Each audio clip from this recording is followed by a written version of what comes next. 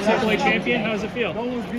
Pretty great right now. I mean, I feel phenomenal. You know what I mean? Just kind of taking the moment right now. But you know, it's exciting. Yeah. Can you walk me through the whole experience of the meet, like prelims? What do you think you raced there, and then the final tonight? Yeah. Prelims, I was really just focusing on just getting to the finals, getting a good lane, which is what I did. Finished first in my heat with lane 6, which is just what I wanted. My goal was just trying to, you know, be in the lane I was most comfortable in. That's kind of the one I've been running in all the time.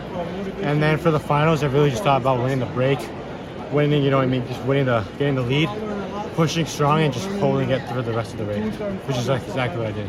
Did they seed the heats? Like, was your heat supposed to be the slower heat, or is there a faster heat? Yeah, so it kind of goes like 1 and 2 get the section, and then 3 and 4 will get the first section. So I was the 4th seed, so I ended up in the first section, which is technically the slower heat. But you know, I mean, it's just because it's 3 and 4. 1, 2, 3, 4 get the preferred lanes, which is 5 and 6, right? Gotcha.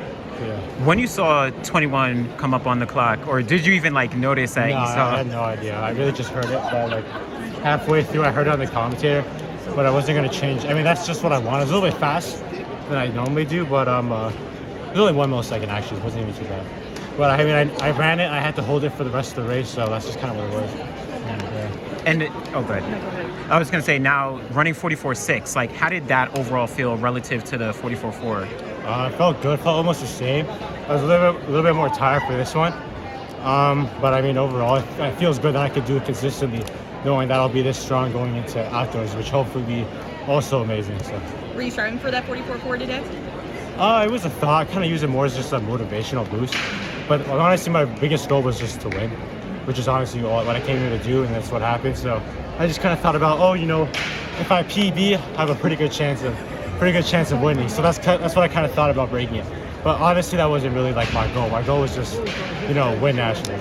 When did the lactic kick in? Because I felt like there was no point at any time that you looked like you were hitting any kind of wall whatsoever. I kind of just got a little lactic the last 50, but nothing to really slow me down. My lactic buildup, my lactic tolerance is actually really good. It's probably the best part of my race because it doesn't really like affect me at all. I can just keep running with lactic.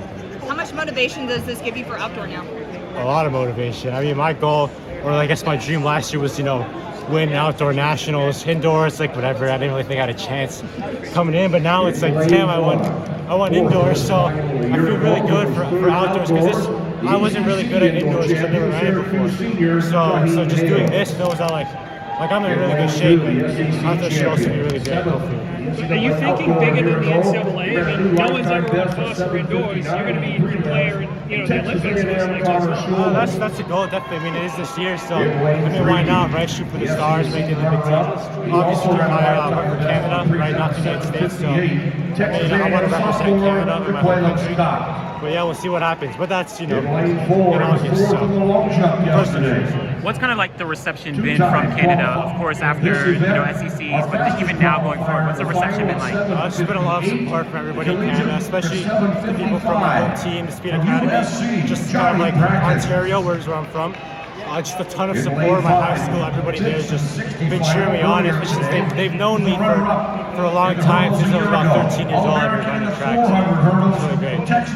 Nearly a second from your outdoor PB last year to this season. What's been the difference? Like, how have you taken that much time? I really just this year, I actually had a full year. I didn't have base training last year. I haven't actually had base training in probably like 3 years. I never did a full year of track. This is the first year I've actually had a full year. So I think it's the biggest change, just actually being able to run and not be off because of COVID and all that stuff that got in the way. Were you doing other sports, or like why weren't you able to have a fun year? No, well, just because in Canada, COVID was very strict, so we couldn't actually practice. We weren't allowed to train outside with the team, and also we have winter. So because of winter, it's snowing, you can't run, so I was running in the snow.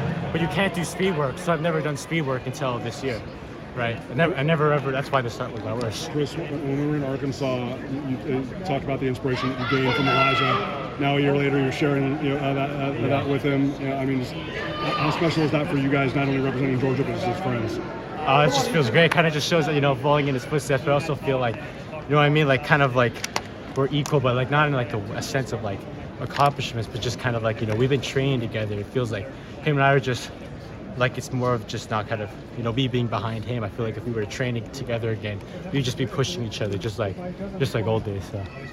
Last question.